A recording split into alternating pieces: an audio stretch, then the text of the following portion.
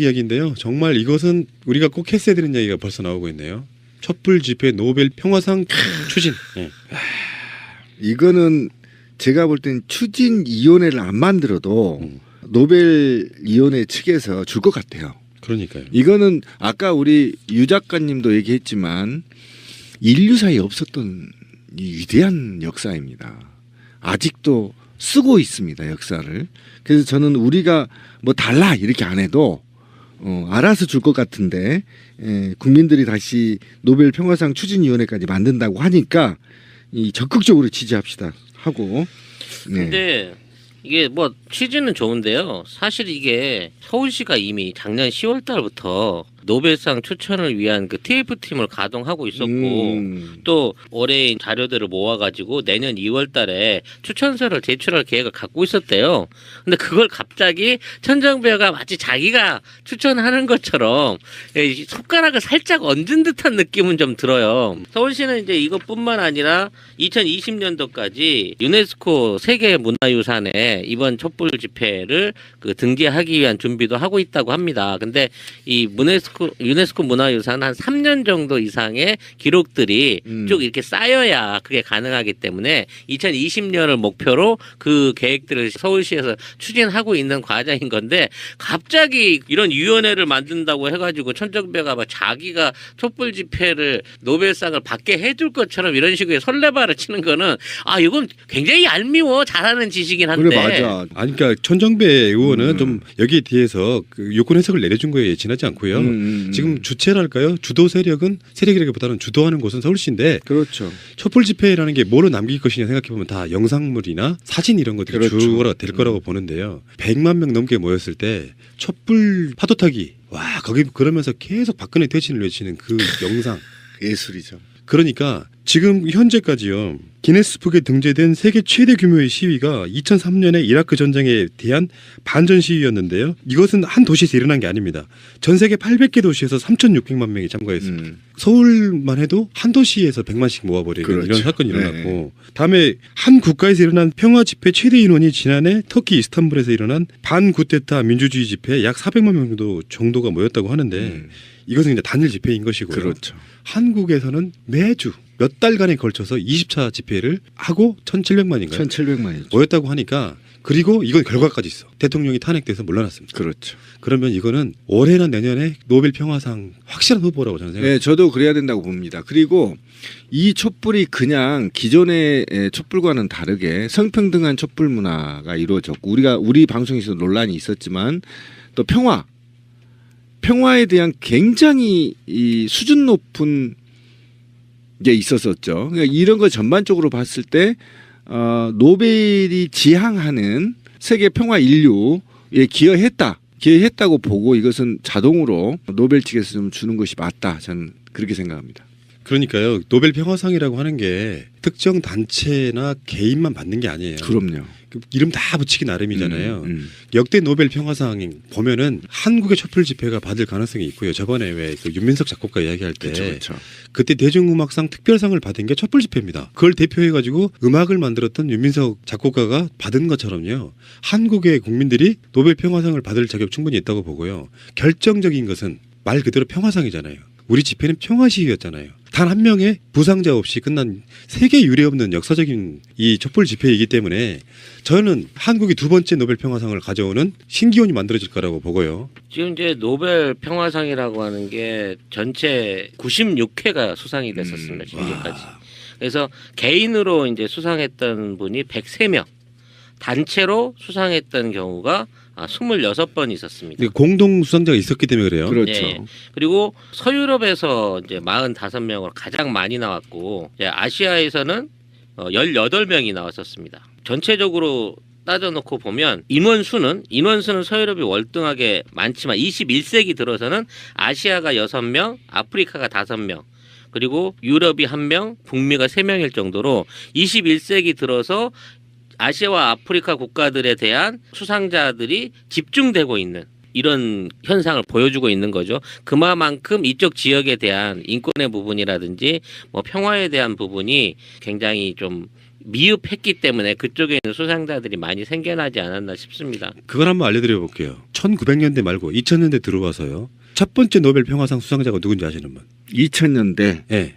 첫 번째 노벨 평화상 수상자 김대중 대통령입니다. 아, 김대중. 2000년에. 그다음에 오. 2001년에 유엔과 코피 아난 사무총장이 받았어요. 그리고 2002년에 지미 카터. 그다음에 여러분들이 아실 만한 분들만 소개를 좀 해드리면은 2007년에는 엘버트 고 미국 부통령이 받았고요. 그게 기후 변화에 관련된 정부 간 채널 같은 걸 유지하고 막 이런 그런 노력을 인정받았고요. 2009년에는 오바마 미국 대통령도 노벨 평화상을 받습니다. 2010년에 와서는 중국의 류샤오보가 2010년에 받았죠. 류샤오보. 네.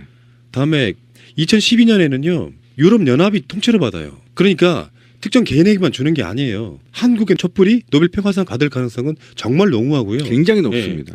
그다음에 2013년에는 화학무기 금지 기구가 받았고요. 그다음에 2015년에는 튀니지 국민 사자 대화 기구가 받았고요.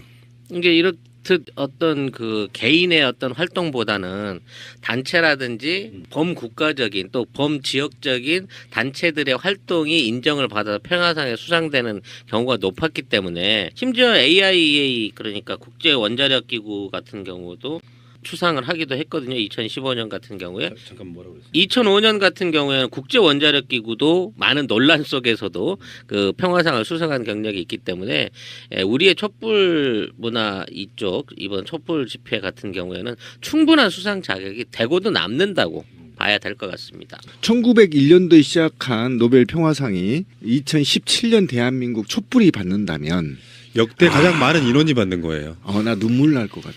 지금 수상자들이 뭐 단체를 빼고 개인 수상자들 같은 경우에 한 명이 받은 게 65회, 두 명이 받은 게 29회, 세 명이 받은 게 2회인데 저희가 이제 그 가치를 가져야 될 건 과연 2017년 수상에는 2018년 수상이 되겠죠. 올해 이제 추천을 하게 되면 2018년 수상을 내년도에 받게 된다고 하면 촛불 집회가 단독으로 받을 것이냐 다른 데하고 또 공동 수상을 할 것이냐 하는 부분도 생각을 해봐야 될 문제겠죠. 확실합니다. 이거 안 받으면 이건 뭔가 있는 거야. 어떤 민주주의적 과정에 있어서 이렇게 현명하게 뭔가를 이루는 역사가 없어요. 세계적으로. 정권 교체 이후에 촛불이 적폐청산 그리고 인류 평화 이런 거에 기여할 수 있도록 진화 발전해야 되기 때문에 저는 정권 교체 후에도 계속 적폐청산을 촉구하는 촛불들이 계속 이루어져야 이런 노벨 평화상도 받을 수 있겠다라는 생각이 듭니다.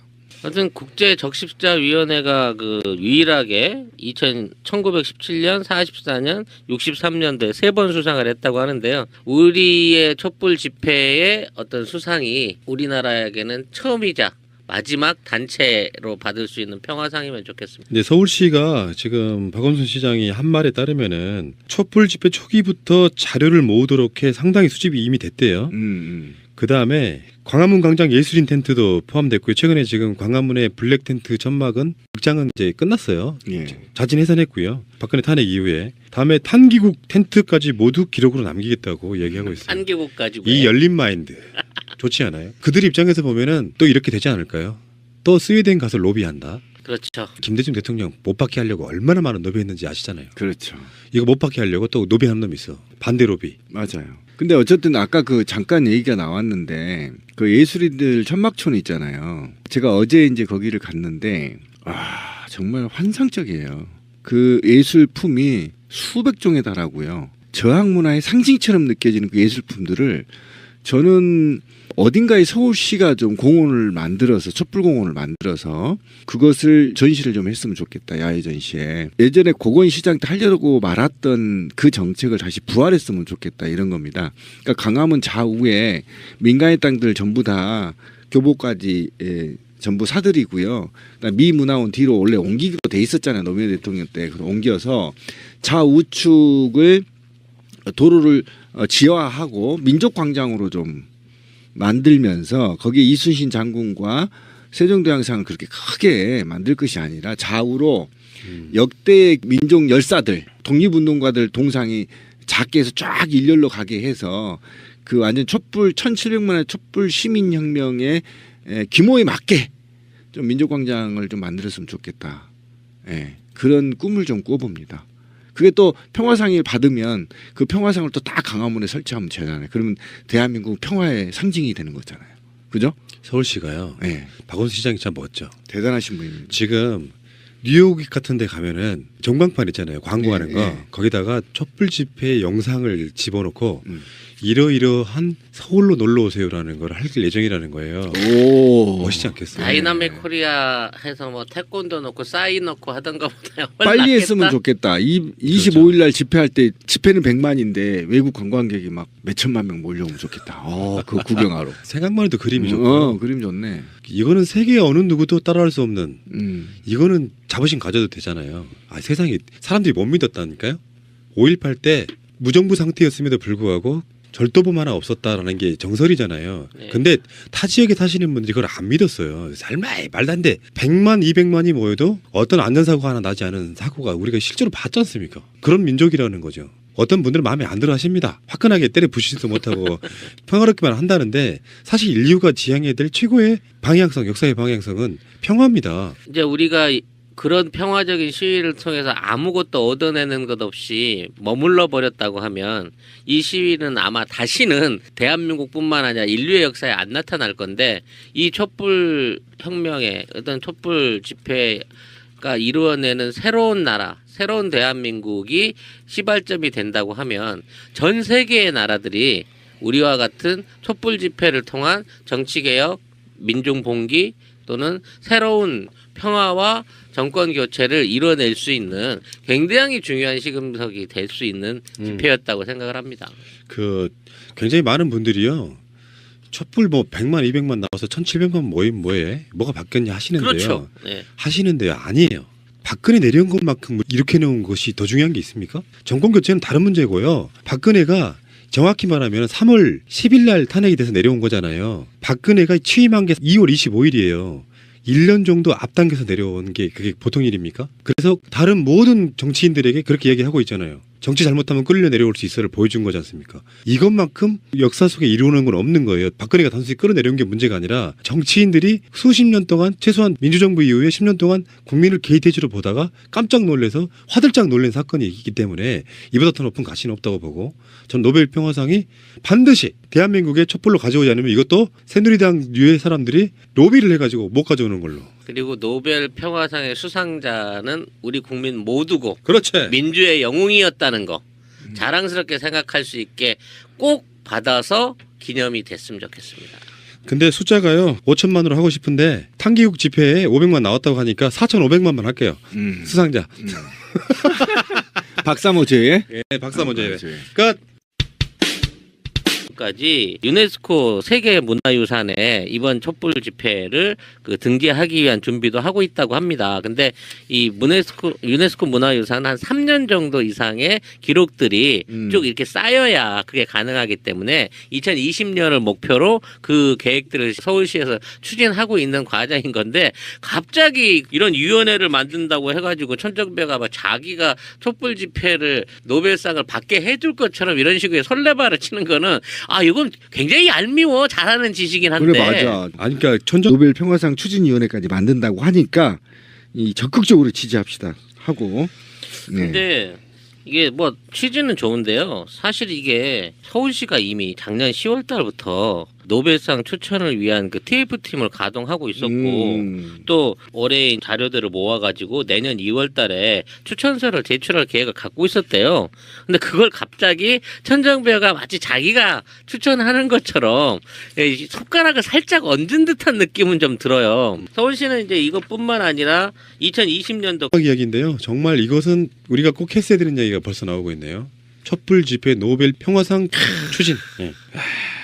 이거는 제가 볼 땐 추진위원회를 안 만들어도 노벨위원회 측에서 줄 것 같아요. 그러니까요. 이거는 아까 우리 유 작가님도 얘기했지만 인류사에 없었던 이 위대한 역사입니다.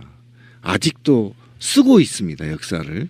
그래서 저는 우리가 뭐 달라 이렇게 안 해도 알아서 줄 것 같은데 국민들이 다시 800개 도시에서 3,600만 명이 참가했습니다. 서울만 해도 한 도시에서 100만씩 모아버리는 그렇죠. 이런 사건이 일어났고 다음에 한 국가에서 일어난 평화 집회 최대 인원이 지난해 터키 이스탄불에서 일어난 반구테타 민주주의 집회에 약 400만 명 정도가 모였다고 하는데 이것은 이제 단일 집회인 것이고요. 그렇죠. 한국에서는 매주 몇 달간에 걸쳐서 20차 집회를 하고 1,700만인가요? 1,700만이죠. 모였다고 하니까 그리고 이건 결과까지 있어. 대통령이 탄핵돼서 물러났습니다. 그렇죠. 그러면 이거는 올해나 내년에 노벨 평화상 확실한 후보라고 저는 생각합니다. 네, 저도 그래야 된다고. 홍배 의원은 좀 여기에 대해서 그 요건 해석을 내려준 거에 지나지 않고요. 지금 주체랄까요? 주도 세력이라기보다는 주도하는 곳은 서울시인데 그렇죠. 촛불 집회라는 게 뭐로 남길 것이냐 생각해 보면 다 영상물이나 사진 이런 것들이 그렇죠. 주가 될 거라고 보는데요. 100만 명 넘게 모였을 때 촛불 파도 타기 와 거기 그러면서 계속 박근혜 퇴진을 외치는 그